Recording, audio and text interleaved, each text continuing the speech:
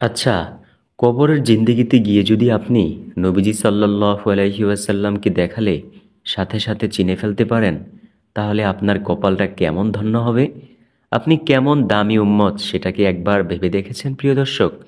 তো আজকের ভিডিওতে আমি যেই দরুদের সম্পর্কে আলোচনা করব, এই দরুদ যদি মৃত্যু পর্যন্ত পাঠ করতে পারেন, ইনশাআল্লাহ কবরের জিন্দেগিতে গিয়ে অবশ্যই রাসূল আকরাম সাল্লাল্লাহু আলাইহি ওয়াসাল্লামকে ফেরেশতারা দেখালে সাথে সাথেই আপনি বলে ফেলতে পারবেন যে, হ্যাঁ, তিনিই তো আমার মায়ার নবী, তিনিই তো দয়ার নবী, তিনিই তো রহমাতুল লিল আলামিন।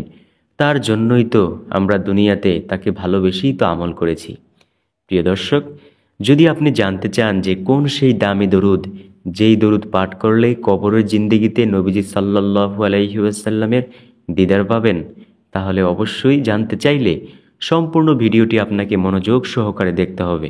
তাহলে ইনশাআল্লাহ জানতে পারবেন কোন সেই দরুদ। ইনশাআল্লাহ দেখুন, আল্লাহ রাব্বুল আলামিন পবিত্র কোরআনুল কারীমের মধ্যে বলেন, ও আমার বান্দারা, আমি আমার ফেরেশতাদেরকে সাথে নিয়ে নবীর প্রতি রহমতের দোয়া করি, তোমরাও নবীর প্রতি রহমতের দোয়া করো ও যথাযথ সালাম জানাও। সারা পৃথিবীর সমস্ত মুফাসসিরিনে কেরামগণ একমত যে রহমতের দোয়া বলতে আল্লাহ দরুদ পাঠের নির্দেশ দিয়েছেন।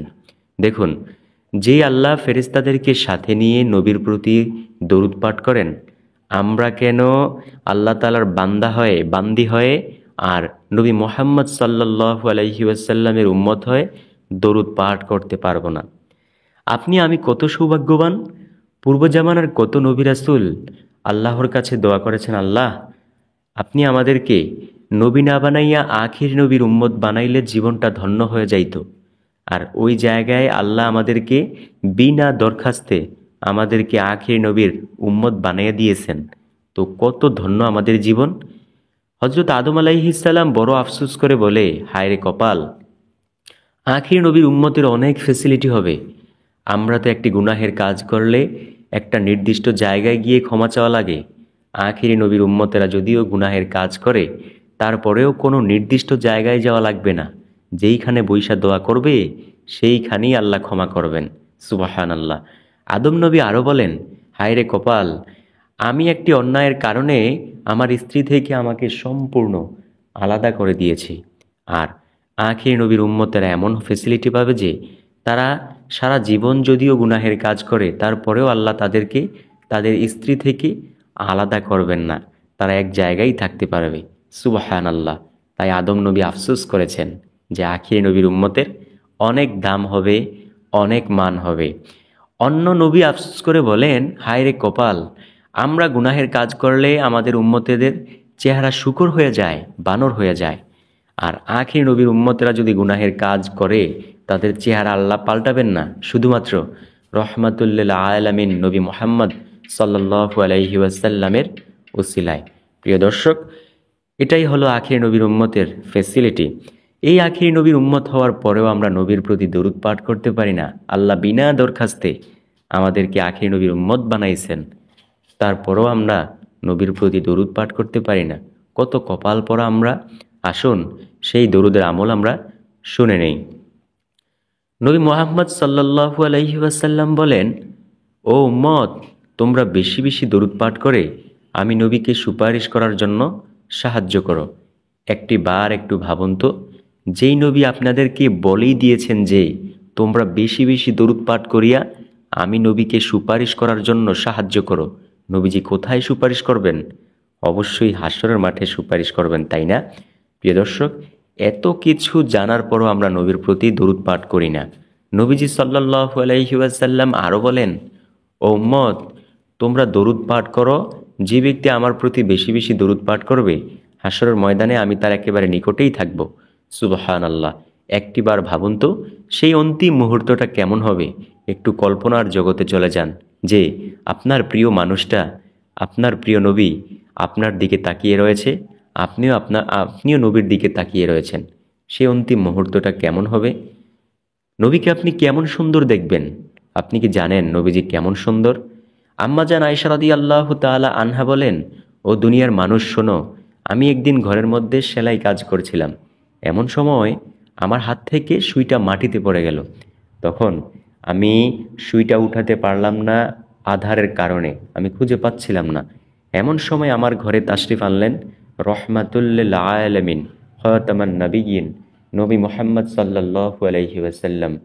আমি সাথে সাথে নবীজির চেহারা মোবারকের আলোতে স্পষ্ট সুইটা মাটি থেকে হাতে তুলে নিলাম।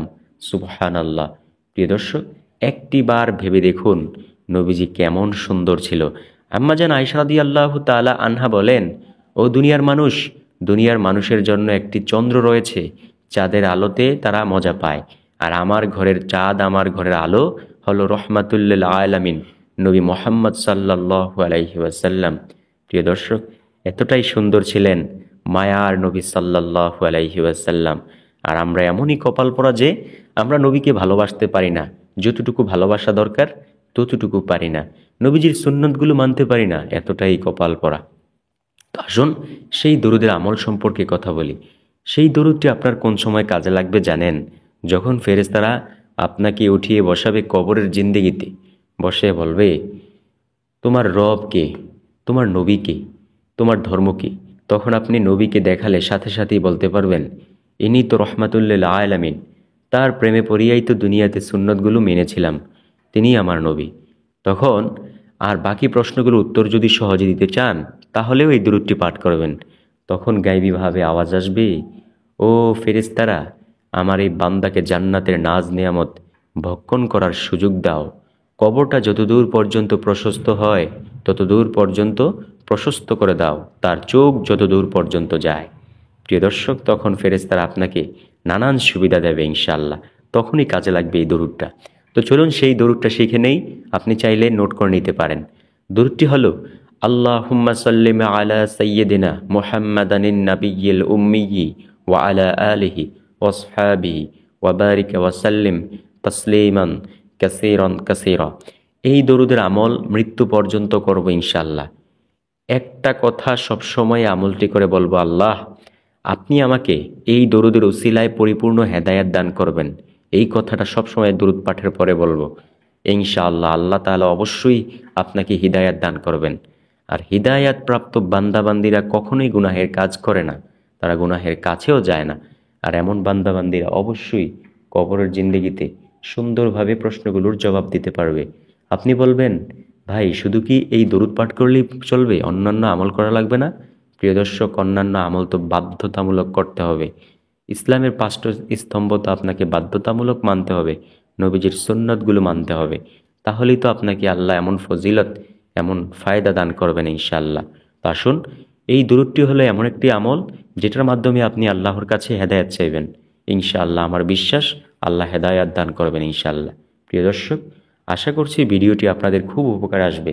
যদি ভিডিওটি ভালো লেগে থাকে তাহলে যারা প্রিয়জন রয়েছে তাদের মাঝে অবশ্যই ভিডিওটিকে শেয়ার করতে ভুলবেন না। ভালো থাকুন, সুস্থ থাকুন।